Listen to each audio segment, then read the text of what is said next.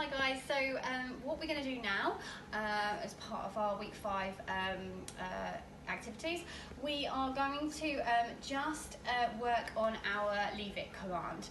So basically this command is something that we sort of have been building up to with our choice games at Puppy School. And we're going to do our leave it command just to finalise what we've been working on. So this command is what I want you to use when you're asking your puppies to leave something alone and they cannot go back to this thing. So this, for example, might be when your puppy is walking along on a walk and they pick up a bit of litter, or they pick something up out of a bush that you don't want them to have, basically. So this is really hard for puppies because obviously they're naturally inquisitive and they naturally want to explore things, especially things that smell. So this is your command for just leave that thing alone and don't go back to it. Now I want you to have a different command for this than what you do for the give command. So we worked on getting our puppies to give up something that's in their mouth, and that command, I want you to have a different name for it, because that command insinuates that they're going to get that thing back, whereas this command means they're not going to go near it. We're going to reward them heavily for not going near it, but they don't ever get to get it.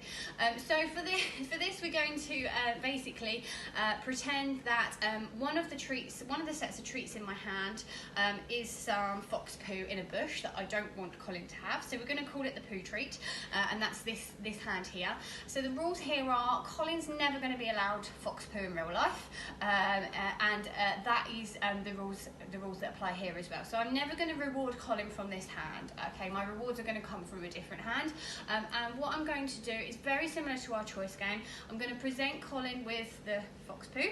I'm going to wait for him to back off away from it and leave it alone, and then I'm going to reward him for doing that, and that's the first stage of this exercise. So I'll show you what I mean now.